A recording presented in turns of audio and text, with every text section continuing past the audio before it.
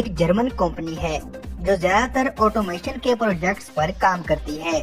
Screen पर दिखाए जाने वाले रोबोट को देखकर आप अनुमान लगा सकते हैं कि इसके इंजीनियर्स चमगादड़ की एक स्पीशीज फ्लाइंग फॉक्स की बॉडी मैकेनिक्स से प्रेरित थे।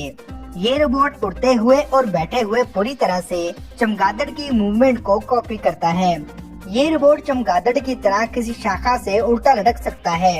इसके पर लाइक्रा शीट से बनाए गए हैं जो इसकी बॉडी से 45,000 पॉइंट्स पर वेल्ड किए हुए हैं। इंजीनियर्स ने इस रोबोट में इंफ्रारेड सेंसर सिस्टम भी लगाया है ताकि वो अपने आसपास के माहौल के बारे में डेटा ट्रांसमिट कर सके, जिस वजह से ये रोबोट सेमी ऑटोमेटिक मोड में भी फ्लाई कर सकता है। इस रोबोट को छिपकली से मिलते जुलते एक जानवर सैलमेंडर की शक्ल में बनाया गया है।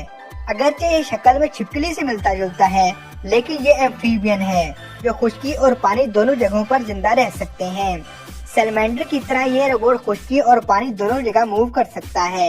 इसे बनाने से पहले इंजीनियर्स ने असल सैलमेंडर की मूवमेंट्स को समझा और फिर उन्हें रोबोट पर अप्लाई किया। इस रोबोट को स्विस इंजीनियर्स ने डिजाइन किया है। इसकी बॉडी को 3D प्रिंटिंग से तैयार किया गया है। निर्माता के अनुसार ये रोबोट ऐसे सर्च और रेस्क्यू ऑपरेशन में हेल्पफुल साबित हो सकता है जहां रेस्क्यूअर को खुश्की और पानी दोनों जगह मूव करना हो।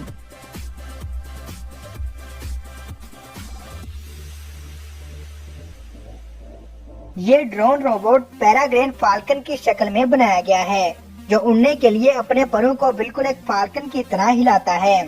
इस रोबोट का काम छोटे पक्षियों को खास इलाकों जैसे कि एयरपोर्ट से दूर रखना है। बाकी जितनी भी टेक्निक्स पक्षियों को डराने के लिए यूज की जाती हैं, थोड़े समय बाद पक्षी उनसे नहीं डरते क्योंकि फाल्कन छोटे पक्षियों का नेचुरल शिकारी है। इसलिए छोटे पक्षी उससे हमेशा डरते हैं और दूर रहते हैं।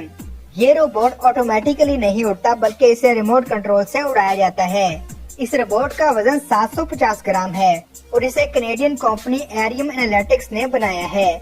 ये कंपनी एक और रोबोटिक बर्ड पर काम कर रही है जिसकी शेप कुछ ऐसी होगी।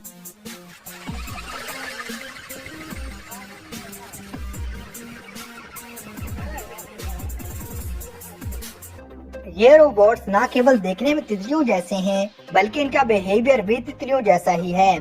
इस रोबोट का वजन केवल 32 ग्राम है। ये रोबोट उड़ने के लिए सर्वो मोटर्स और बैटरियों की मदद लेते हैं। तितलियों जैसे ये रोबोट्स एक ही जगह पर ज्यादा संख्या में उड़ने के बावजूद आपस में नहीं टकराते। इसकी वजह इन रोबोट्स की इंटेलिजेंट नेटवर्किंग है। जिस कमरे में इन रोबोट्स को उड़ने के लिए छोड़ा गया है, उस कमरे में 10 कैमरे इन तितलियों की पोजीशन और मूवमेंट को मॉनिटर करने के लिए लगाए गए हैं।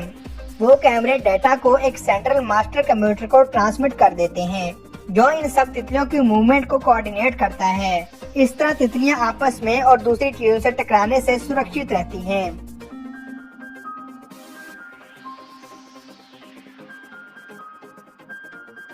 इस रोबोट को भी जर्मन कंपनी फेस्टो ने ही बनाया है।